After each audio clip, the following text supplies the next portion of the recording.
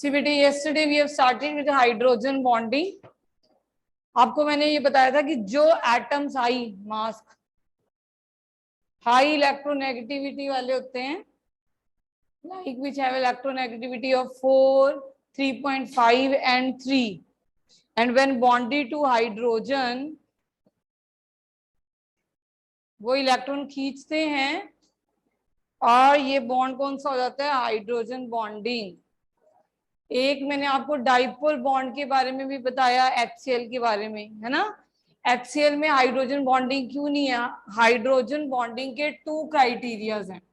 एक तो difference in electronegativity,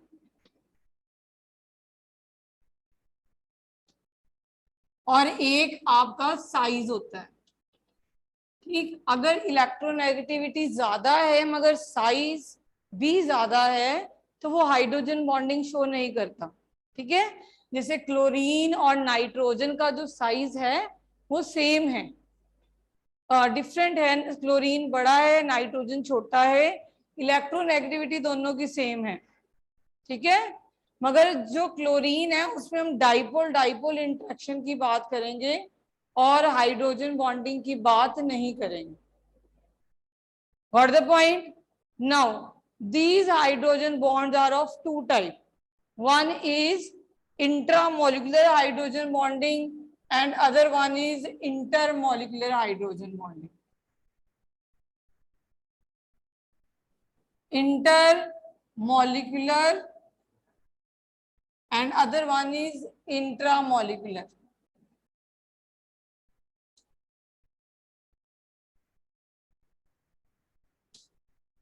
ठीक है, इंटर मीन्स डिफरेंट मॉलिक्यूल के बीच में, इंट्रा होता है within the same molecule. अब इसको ऐसे समझो,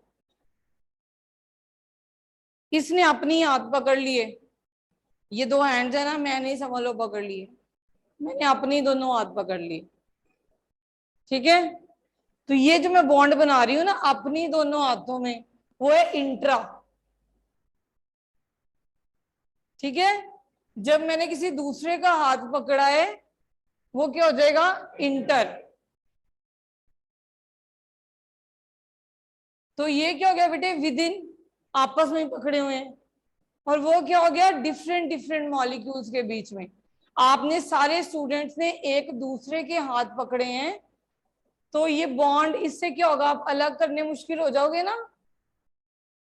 और आपने इसे कहेंगे, हम बोलेंगे आपके बीच में इंटरमॉलिक्यूलर हाइड्रोजन बॉन्डिंग एग्जिस्ट कर रही है, क्योंकि डिफरेंट मॉलिक्यूल्स ने हाथ पकड़े हुए हैं। अब आपने क्या किया, आपने अपनी हाथ पकड़ लिए सबने, आपने बॉन्ड बनाया है मगर अपने हाथों ने आपस में बॉन्ड बनाया है। ऐसी बॉन्डिंग को बोला जाता है बेटे intramolecular hydrogen bonding. Like I have बेटे HF, इस HF ने इस हाइड्रोजन के साथ, इस फ्लोरीन ने नेक्स्ट मॉलिक्यूल के हाइड्रोजन के साथ बॉन्डिंग कर रही है। ठीक है, that is intermolecular hydrogen bonding. Like it will continue. अब ये एक मॉलिक्यूल है, ये सेकंड मॉलिक्यूल होगा, it will continue like this. ठीक है, ये डिफरेंट मॉलिक्यूल्स के बीच में है। Okay, in the same way in ammonia, ये हाइड्रोजन है, अमोनिया के 3 हाइड्रोजन हैं, तो ये नेक्स्ट हाइड्रोजन के साथ जो बॉन्डिंग कर रही है दैट इज इंटरमोलिकुलर, मतलब 2 मॉलिक्यूल के बीच में। ठीक है, इंट्रा जब एक ही मॉलिक्यूल में होता है, जैसे कि you will do in ortho nitrophenol, organic compound है।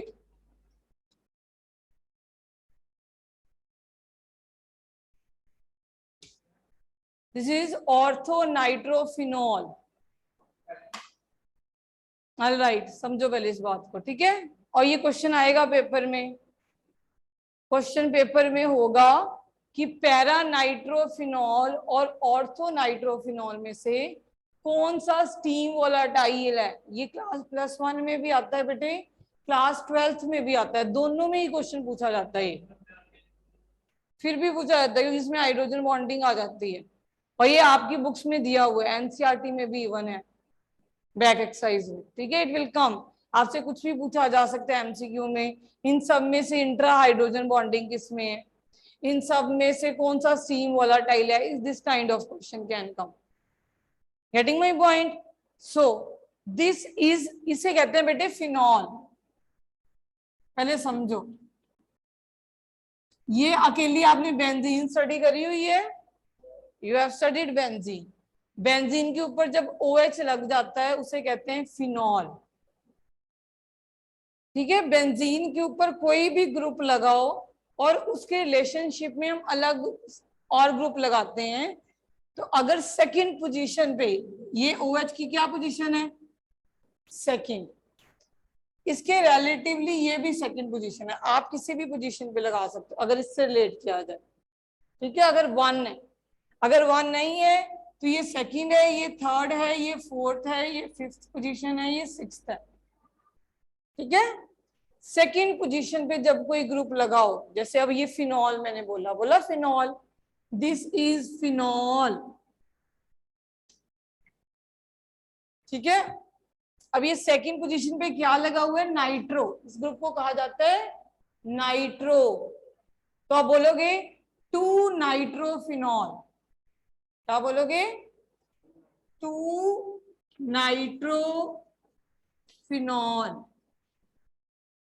और इसका अदर नेम है ऑर्थो नाइट्रोफिनॉल।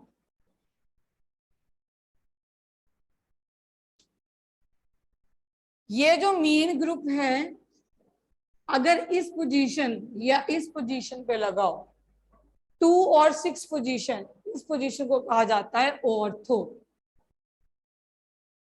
ठीक है।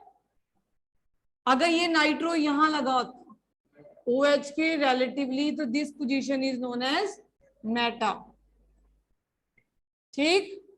एंड अगर इसके पैर में लगा होता तो this position is known as para, ortho meta para.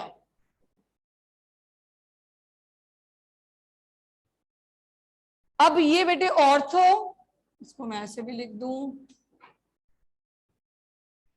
मगर हम OMP याद रखो, पैरा एक ही पोजीशन होती है, पैरा की एक ही पोजीशन होती है, 2 पोजीशन ऑर्थो होती हैं, 2 पोजीशंस आर मेटा, ठीक।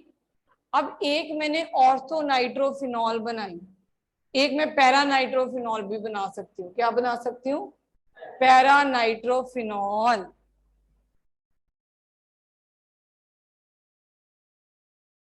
This is para nitrophenol.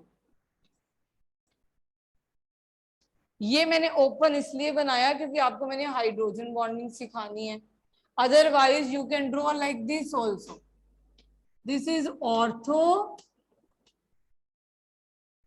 And अगर O2 कंडेंस फॉर्म में यहां लिख दोगे that is para. This is only, I have open structure इसलिए मैंने कहा, समझ आई। अब ये वो केस है, यहां पे ऑक्सीजन है, यहां पे हाइड्रोजन है। अब ये वाला हाइड्रोजन इस ऑक्सीजन के साथ हाइड्रोजन बॉन्डिंग कर लेता है, क्यों कर लेता है, क्योंकि ये ऑक्सीजन नेगेटिवली चार्ज है। अब ये OH है, OH बॉन्ड पोलर होता है, ऑक्सीजन ज्यादा इलेक्ट्रोनेगेटिव होता है, हाइड्रोजन से इलेक्ट्रॉन खींचेगा, हाइड्रोजन के ऊपर पॉजिटिवली चार्ज आ जाएगा, इस हाइड्रोजन और इस ऑक्सीजन के बीच में कौन सा बॉन्ड है, हाइड्रोजन बॉन्ड, और ये कहाँ है, विद इन द मॉलिक्यूल, उसी मॉलिक्यूल के अंदर चल रहा है, that is why it is known as intramolecular hydrogen bonding. Getting my point? अब आ जाओ पैरा पे, पैरा पे ये वाला H और ये वाला O बॉन्ड बना सकते हैं, नहीं, ये बहुत दूर पड़े हैं, दे आर फार अपार्ट। अब इस केस में क्या होता है, इसका OH नेक्स्ट के, इसका जो H है नेक्स्ट के ऑक्सीजन के साथ बॉन्डिंग बनाएगा,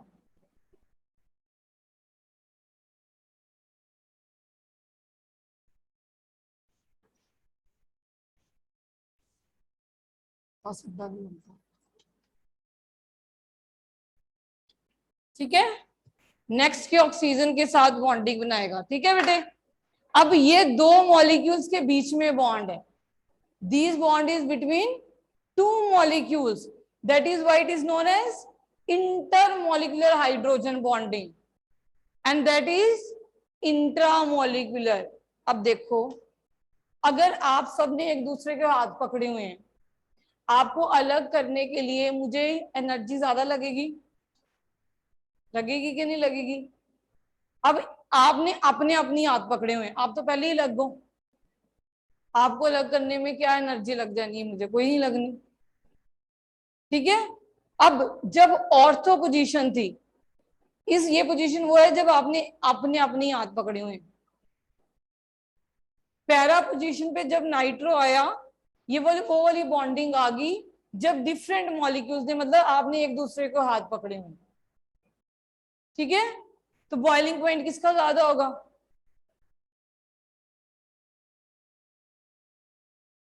पैरा, ये वाले का कि ये वाले का? इंटर का, जो सबके साथ पकड़े हुए हैं। तो बॉइलिंग पॉइंट किसका बढ़ जाएगा? पैरा नाइट्रोफिनॉल का। ऑर्थो का क्या हो जाएगा? कम। समझ आ रही है?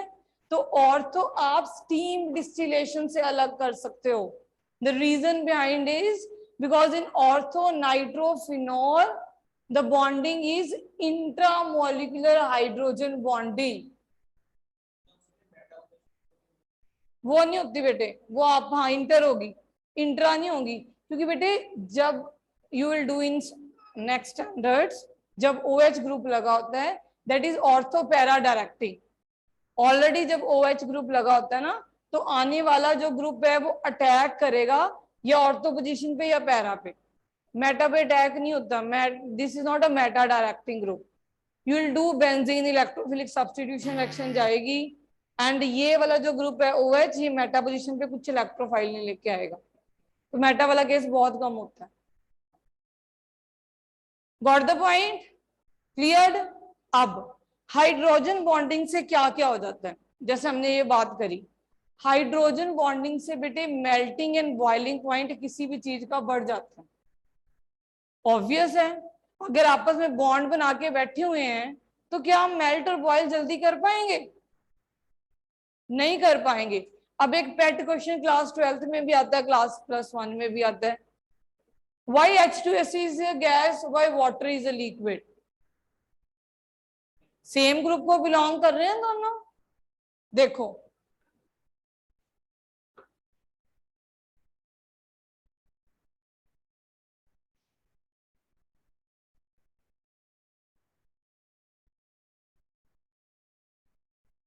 तो हाइड्रोजन बॉन्डिंग से मेल्टिंग और बॉइलिंग पॉइंट पे बहुत फर्क पड़ता है।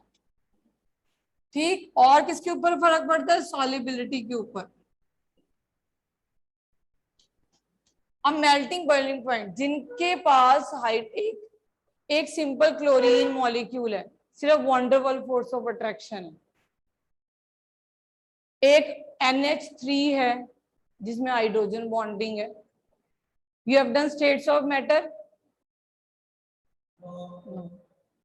आपको पता है कौन सी गैस आप जल्दी लिक्विफाई कर लेते हो, जिसमें ज्यादा अच्छे बॉन्ड बनाती हो? तो अमोनिया को जल्दी लिक्विफाई कर सकते हो, लिक्विड में चेंज कर सकते हो।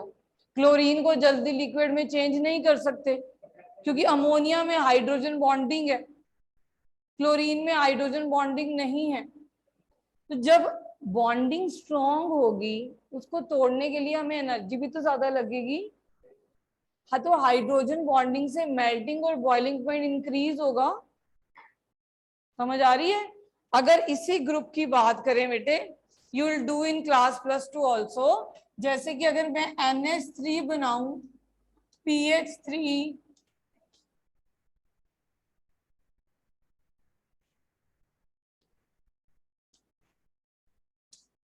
ये मैंने बनाए, ये कौन से ग्रुप को बिलोंग कर रहे हैं? ये 15th ग्रुप के हाइड्राइड है। ठीक है, अब जब हम ग्रुप वाइज हाइड्राइड स्टडी करते हैं डाउन द ग्रुप आते हुए मेल्टिंग और बॉइलिंग पॉइंट बढ़ता है, और बढ़ना भी चाहिए। क्यों बढ़ना चाहिए? अब आपके पास मैं गोभी की सब्जी बनाने को दूं, एक बच्चे के पास छोटी गोभी और एक के पास बड़ी गोभी है, तो कौन सी सब्जी जल्दी बनेगी? जल जाएगी। क्यों जल जाएगी? छोटी वाली। ठीक है, क्यों? क्योंकि उसका साइज छोटा है। इन द सेम वे जब हम नीचे की तरफ बॉइलिंग पॉइंट या मेल्टिंग पॉइंट स्टडी करते हैं बेटे, नीचे की तरफ साइज बढ़ता जाता है। आप एटॉमिक रेडियस बढ़ने की बात करते हो, down the group atomic radius increases, and as a result कोई मोटी चीज होगी उसको मेल्ट और बॉयल करने में हमें टाइम लग जाता है, क्योंकि wonderful force of attraction increase करते हैं। जब रेडिया इंक्रीज करेगा, अब नाइट्रोजन से हम बिस्मथ की तरफ आए तो साइज बहुत बढ़ गया। बढ़ने से क्या अट्रैक्शन इंक्रीज हुई? Wonderful force of attraction. जब ये बढ़ी तो हमें मेल्ट और बॉयल करने में टाइम ज्यादा लगा। ठीक है, तो डाउन द ग्रुप आते हुए इन ये वाले ग्रुप हम कहते हैं जी मेल्टिंग और बॉइलिंग पॉइंट इंक्रीज करता है। जैसे कि ऑक्सीजन गैस है, सल्फर सॉलिड है, सल्फर का साइज बड़ा है, ऑक्सीजन का साइज छोटा है। सेम विद द हाइड्राइड्स, कि नीचे आते वक्त जो हाइड्राइड्स हैं उनका melting and boiling point increase करना चाहिए, क्योंकि साइज इंक्रीज करता है। मतलब अगर आपको पता है कि अगर आप 15, 16 और 17 ग्रुप का फर्स्ट मेंबर की हाइड्राइड देखो, कौन कौन सी हैं? जैसे 15 की अमोनिया, 16 की वाटर, 17 की HF, इनका अपने ग्रुप से सबसे ज्यादा मेल्टिंग एंड बॉइलिंग पॉइंट है, क्योंकि इनमें क्या है? Hydrogen bonding. होना क्या चाहिए था? अमोनिया का सबसे कम, क्योंकि अमोनिया सबसे छोटा है, नाइट्रोजन सबसे छोटा है अपने ग्रुप में, क्योंकि डाउन द ग्रुप तो साइज बढ़ता जा रहा है। तो नाइट्रोजन का जो बॉइलिंग पॉइंट है बेटे जी, उसका सबसे कम होना चाहिए, मगर इसमें क्या जाता है? Hydrogen bonding. Due to hydrogen bonding ये जो हाइड्राइड्स हैं इनका exceptionally high melting boiling point हो जाता है। हाँ, this is exceptional case, and case arise due to hydrogen bonding. Same is with water. Water किसका है? ऑक्सीजन से बना है। ऑक्सीजन कौन सा मेंबर है? 16 ग्रुप का फर्स्ट मेंबर। वाटर क्या है? लिक्विड। नीचे क्या पड़ा उसके? ऑक्सीजन के नीचे क्या पड़ा है? सल्फर। सल्फर के नीचे क्या पड़ा है? सिलीनियम। सिलीनियम के पीछे लीथियम। आगे मतलब आपको याद है, तो sulphur is a gas that is H2S। ठीक, sulphur is a gas that is H2S, and water is a liquid. Why? Again hydrogen bonding, again hydrogen bonding, again has high melting and boiling point. ठीक, अब आज solubility की बात करें, दुनिया में दो ही चीजें सॉल्युबल, या तो वो आयोनाइज कर दें वाटर में, या तो वाटर में जाके आयोनाइज कर दे। NaCl वाटर में क्यों सॉल्युबल है?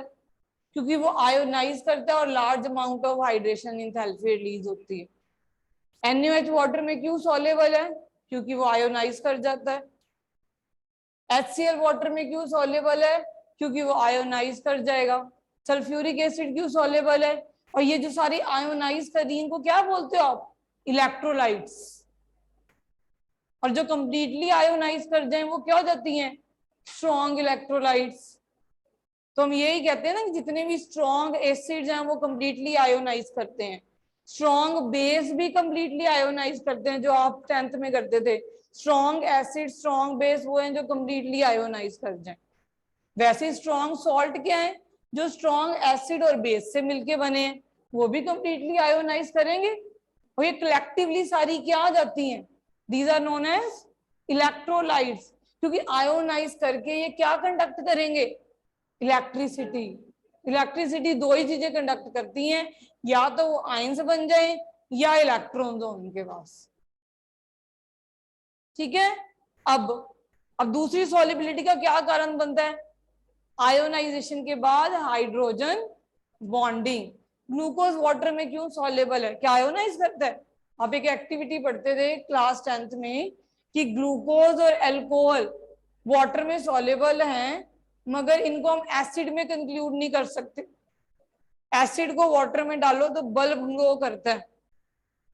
There was an activity in class 10th in one paragraph कि जब एसिड या बेस को वाटर में डालो तो बल्ब ग्लो करेगा, मगर ग्लूकोज और अल्कोहल को वाटर में डालो तो बल्ब ग्लो नहीं कर रहा। और आपसे पूछा जाता था कि चाहे अल्कोहल में हाइड्रोजन है ROH, जैसे ये अल्कोहल आप ये लेते थे C2H5 या ग्लूकोज, दोनों में आप कहते थे, आपसे पूछा जाता कि हाइड्रोजन है और दोनों वाटर में सॉल्युबल है, मगर जब एक्टिविटी करते थे ना कि बल्ब ग्लो नहीं करता था, तब हम बोलते थे कि क्योंकि ये आयोनाइज नहीं करते। ठीक है, अभी हम आयोनाइज नहीं करते, बिल्कुल सही बात है, फिर भी ये वाटर में सॉल्युबल क्यों है? क्योंकि ये हाइड्रोजन बॉन्डिंग करते हैं, क्योंकि ये हाइड्रोजन बॉन्डिंग करते हैं बेटे। जो हाइड्रोजन के साथ, जो वाटर के हाइड्रोजन के साथ बॉन्ड इस्टेब्लिश करेगा या ऑक्सीजन के साथ बॉन्ड एस्टेब्लिश करेगा, वो उसमें सॉल्युबलाइज हो जाएगा जाकर। समझ आ रही है? तो वो मॉलिक्यूल्स वाटर में सॉल्युबल होते हैं जो हाइड्रोजन बॉन्डिंग कर लें या वो क्या कर दें, आयोनाइज कर लें। तो आयोनाइज तो इलेक्ट्रोलाइट्स ही करती हैं, उसके अलावा अगर सॉल्युबल हैं तो ऐसे मॉलिक्यूल। समझ आ रही है? समझ आइए हाइड्रोजन बॉन्डिंग का कंसेप्ट कि हाइड्रोजन बॉन्डिंग से क्या क्या होता है। हाइड्रोजन बॉन्डिंग से melting and boiling point increase होता है, हाइड्रोजन बॉन्डिंग से सॉल्युबिलिटी इंक्रीज होती है। अब जब आप घर जाके पढ़ोगे ना आपको सब समझ आएगा।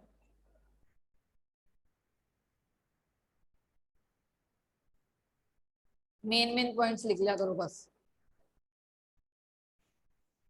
और क्या बेटे? हाँ वो मतलब कंपाउंड बना देंगे, कुछ भी लग तो सकते हैं, मगर प्रीवियस बॉन्डिंग उनकी टूटनी चाहिए। जैसे क्वेश्चन आता है कि हेलो एल्केन पोलर होने के बावजूद वाटर में डिसॉल्व नहीं करते, 12th में आप करोगे, क्योंकि प्रीवियस बॉन्ड नहीं टूटते। कोई चीज तभी डिसॉल्व होगी ना, आप पहले वाले बॉन्ड तोड़ पाओगे उसके। अब आपस में आप अगर आप बॉन्डिंग करके बैठे और मैं आपको वाटर में डाल दूं, ठीक है, आप वाटर के साथ भी हाइड्रोजन बॉन्डिंग कर पाओगे, पर पहली वाली तो बॉन्ड टूटने चाहिए। दोनों चीजें देखते हैं कि प्रीवियस टूट रहे हैं हाइड्रोजन बॉन्ड तो न्यू स्टैब्लिश होंगे। और कोई पॉइंट रह गया हो? अच्छा विस्कोसिटी वाला रह गया बेटे। विस्कोसिटी गाढ़ापन, ऑब्वियसली अगेन जिसमें हाइड्रोजन बॉन्डिंग होगी वो विस्कस होगा ज्यादा, जिसमें हाइड्रोजन बॉन्डिंग कम होगी वो कम विस्कस होगा। विस्कोसिटी क्या होता है? ऊर्जा।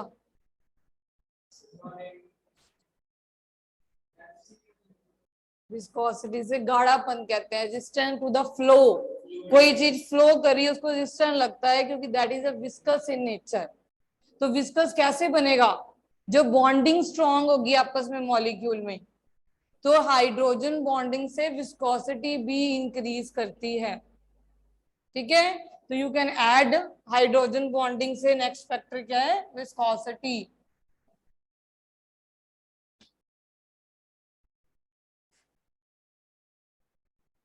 जैसे कि if I give you an example like glycerol, you have heard about glycerine.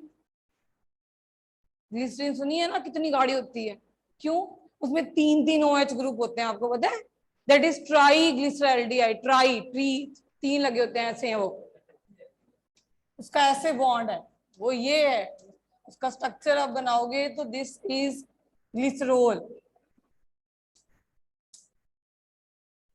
तीन तीन OH है उसके पास, तो तीन तीन OH के कारण कितनी हाइड्रोजन बॉन्डिंग करेगी? बहुत ज्यादा। अगर एक ही मॉलिक्यूल में तीन OH है तो वो क्या हो जाएगी? बहुत ज्यादा विस्कस। सल्फ्यूरिक एसिड कॉन्सेंट्रेटेड कितना विस्कस होता है? होता है। सल्फ्यूरिक एसिड कॉन्सेंट्रेटेड देखे अभी दिखाएंगे आपको, वो भी बहुत विस्कस होता है। हाँ मंडे को देखिए, सुन लिया? जल्दी सुन लेते हो। अब बेटे क्या पता नहीं केमिस्ट्री क्या कि फिजिक्स क्या है, देखते हैं कौन सा है।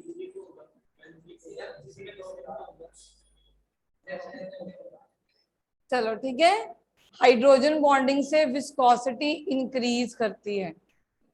अब एक क्लास 10th में क्वेश्चन पूछा जाता था और ये आप आंसर मुझे बताओगे, मुझे बताने की कोई जरूरत नहीं है कि why ice floats on water.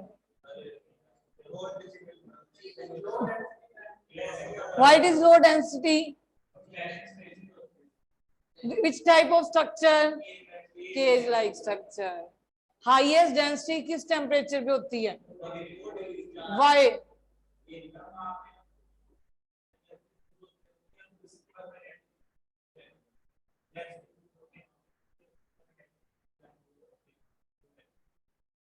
याद है? तो ये बेटे पहले देखो बॉन्ड क्लीव करें, केज लाइक है ना, ओपन स्ट्रक्चर, जैसे ये ओपन है मान लो, ठीक है। पहले आपने 0 डिग्री से आप 4 डिग्री की तरफ गए तो ये बॉन्ड टूटने शुरू हुए आपस दोनों में। 4 डिग्री में आके ये जो केजीज है ना, ये बीच में केजीज, इसके अंदर मॉलिक्यूल्स आके गिरना शुरू हो गए।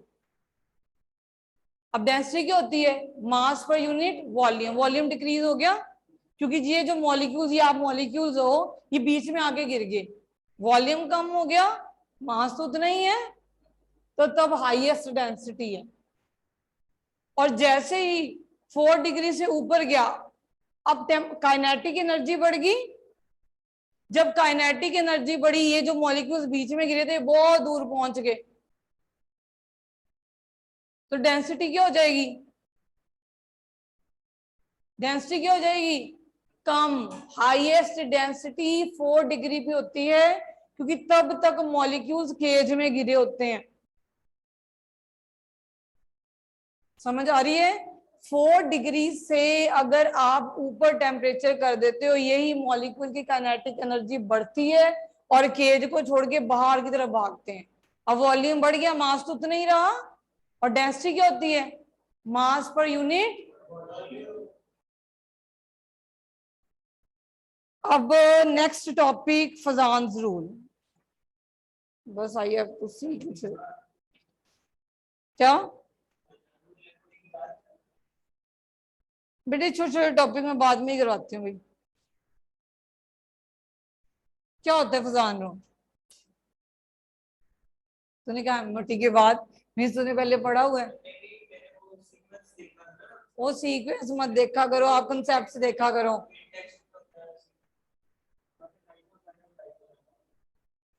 क्या सारा कुछ पहले पहले ही, छोटे छोटे टॉपिक हम, क्योंकि बेटे जब एक थ्योरी करते हो ना, आप दूसरी थ्योरी और बीच में हम ये घुसा देते हैं तो यू गेट कंफ्यूज। अब मैंने तभी हम थ्योरीज इकट्ठी ले लेते हैं, सबसे पहले आपने वेस्पर थ्योरी की, then VBT, then MOT, theories इकट्ठी खत्म हो गई है, ठीक है। अब आपको पता है कि जो आयनिक बॉन्ड है, आयनिक बॉन्ड कैसे बना था, कैसे बना था आयनिक बॉन्ड, जाग जा ट्रांसफरेंस। आपको पता है आयनिक बॉन्ड में भी थोड़ा कोवलेंट करैक्टर होता है, वहां से फजान रूल आता है, ठीक है। Covalent character in the ionic bond.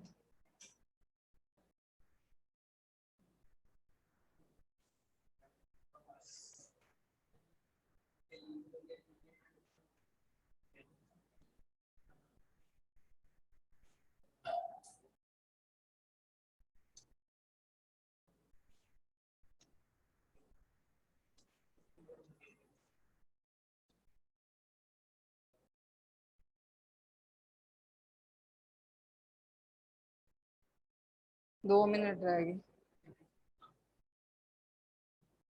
Time हो गया। 8th क्लास के बच्चे एंटर होना शुरू हो गए, तो जल्दी जल्दी चलो आप हम ब्रीफ में कर लेते हैं, डिटेल में कल करेंगे, सुन लो बस, ठीक है। आयनिक बॉन्ड बन गया कैसे, ट्रांसफरेंस से। जैसे कि Na पॉजिटिव के ऊपर पॉजिटिव चार्ज है, Cl के ऊपर नेगेटिव चार्ज है। अब बॉन्ड बन चुके हैं बेटे, बॉन्ड जब बनने के बाद इलेक्ट्रॉन तो दोनों के आसपास घूमेंगे। अब जिसके ऊपर पॉजिटिव चार्ज आया है, मतलब उसके इलेक्ट्रॉन जा चुके हैं, उसके number of proton is more than number of electron, ठीक है। जिसने इलेक्ट्रॉन रिसीव किया उसके इलेक्ट्रॉन ज्यादा है, प्रोटॉन कम है, कम है। अब जिसका न्यूक्लियर चार्ज, हम न्यूक्लियर चार्ज बड़ा नहीं कह सकते, हम ये कह सकते हैं इफेक्टिव न्यूक्लियर चार्ज बढ़ गया, क्योंकि इलेक्ट्रॉन कम हो गए, कम हो गए। वो क्या करेगा, वो एनाइन से इलेक्ट्रॉन अपने खींचने शुरू कर देगा उससे, after formation of bond, before नहीं। ठीक है, इसने इसको इलेक्ट्रॉन दिए, ये पॉजिटिव है, ये नेगेटिव है। ठीक है, अब ये बॉन्ड बना हुआ है, इस टाइम बॉन्ड बना हुआ है। अब क्योंकि इसका न्यूक्लियस में मान लो सोडियम है, तो 10 प्रोटॉन है, 11 प्रोटॉन है और 10 इलेक्ट्रॉन रह गए, एक इलेक्ट्रॉन कम हो गया ना, तो वो इलेक्ट्रॉन फिर से खींचना शुरू हो जाते हैं। जब वो खींचना शुरू हो जाते हैं, तो जो इलेक्ट्रॉन बिल्कुल इसके पास पहुंचा गया था, बीच में आना शुरू हो जाता है। तो आयनिक बॉन्ड किस तरफ जा रहा है, शेयरिंग की तरफ जा रहा है। ठीक है, तो आयनिक बॉन्ड में भी कोवलेंट करैक्टर आना शुरू हो जाता है। और हाँ, वो डाइपोल मूवमेंट थी, that is other thing, that is hydrogen bonding, that is a covalent bond, that is a tendency to attract shared pair of electron. ये तो दे ही चुका है ना उसको, उसको ही खींच रहा है वापस, क्योंकि उसके पास इफेक्टिव न्यूक्लियर चार्ज बढ़ गया। ठीक है, जब ये इससे खींच रहा है तो इलेक्ट्रॉन बीच में आने शुरू हो गए। तो आयनिक बॉन्ड किस तरफ गया बेटे, कोवलेंट की तरफ। अब आप खुद सियाने हो, आप मुझे बताओ कि जिस कैटायन का साइज छोटा होगा उसका न्यूक्लियस ज्यादा बेयर नहीं होगा, नेक्ड पड़ा होगा। जिस कैटायन का साइज छोटा होगा, जो उसका न्यूक्लियस है ज्यादा बेयर्ड है।